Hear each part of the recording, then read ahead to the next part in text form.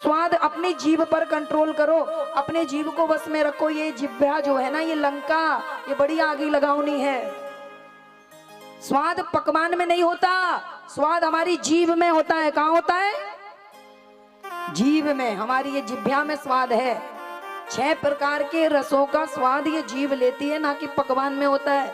अपनी जीभ काट लो तो मैं नमकीन स्वाद समझ नहीं आएगा, मीठा नहीं स्वाद समझ में आएगा। जीभ काट के देखो, ये लंका बड़ी बुरी है, बड़ी आगी लगाओनी है। इस लंका को अभी जलाओ। हाँ, आपको विश्वास नहीं होगा, हमें कौन रोक रहा है कि हम कुछ ना खाएं? लेकिन हमने कितना बस में कर रखा है अपने आप को। मजाल है जो मेरे को कुछ कोई उल्टा खिला दे। कैसे खिला देगा? सोचो, क्या मैं जी नहीं रही हूं? जो भगवान ने कहा है उसे मानते नहीं हो, फिर कहते हो कि हम भक्त हैं, हम बहुत बड़े भक्त हैं, हम 24 घंटे पूजा करते हैं, हम शिव चर्चा में जाते हैं और वो मांस काटते हैं, उसका क्या? वो जो सफेद आलू खाते हैं उसका क्या? हम शिव चर्चा करते हैं, हम भजन कीर्तन बहुत गाते हैं, हमारे घर में हनुमान जी की सेवा होती है, शंकर जी का मंदिर है, लेकिन बगल में एक ऐसी भी जगह है जहां पर ये बनता है। क्या भैया, शरीर तो एक ही है ना? बड़े समझदार हैं आप, इससे ज्यादा नहीं बोलूंगी, नहीं तो आप बुरा मान जाएंगे। कल विश्राम दिवस है, जरूर आ जाना और जहरीली बातें बताऊंगी। देखो, यहाँ से समर्थन नहीं मिल रहा है, वहां से ज्यादा मिल रहा है। बजाओ तालियां। इनको तो छोड़ो, ये अपनी रसोई की आग लगा लेंगे। ये सीता रसोई की जगह आज से पूतना रसोई लिख देना, और ताड़का रसोई, समझी? क्योंकि ये सीता की रसोई नहीं हो सकती जिसमें ये बनाते हो। कहीं भी हो, देखो, ये मत कहना अरे वो रसोई में नहीं बनाते हम, वो दूसरी जगह में बनाते हैं। जहाँ भोजन बनता है वही रसोई हो जाती है। ध्यान रखना, जहाँ तुम खाद्य पदार्थ बना रहे हो वही रसोई है। आया समझ में? वही रसोई है जहाँ भोजन बना रहे हो। चाहे घर में 32 रसोइयां बना लो, एक में पढ़ा बनाने के लिए, एक में बकरा बनाने के लिए, एक में मुर्गा बनाने के लिए, वो सारी रसोइयां ही हैं। जहाँ तुमने खाने का पदार्थ बनाया उसका नाम रसोई है। और रसोई श्री सीता रसोई होती है।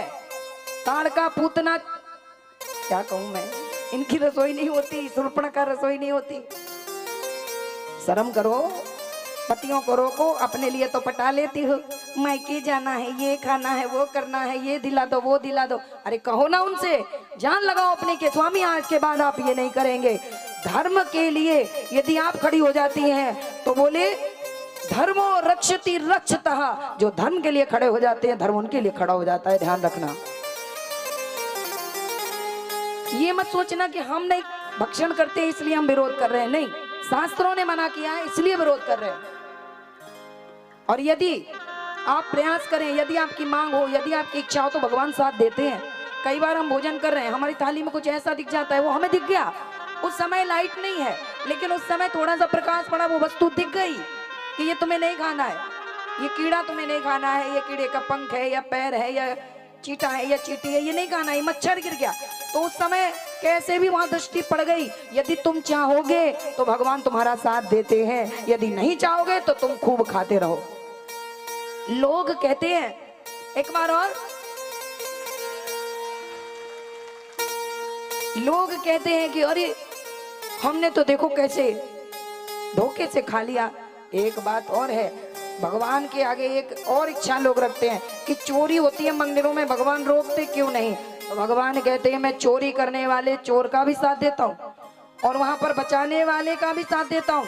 जो चोरी नहीं कर रहा है, जो चोरी करते हुए व्यक्ति को पकड़ रहा है, मैं उसका भी साथ देता हूँ। लेकिन जिस चोर ने चोरी की है, चोर को ही परिणाम भोगना है, इसलिए मैं कुछ कहता नहीं हूँ, बस साथ दे देता हूँ कि भोगोगे तुम।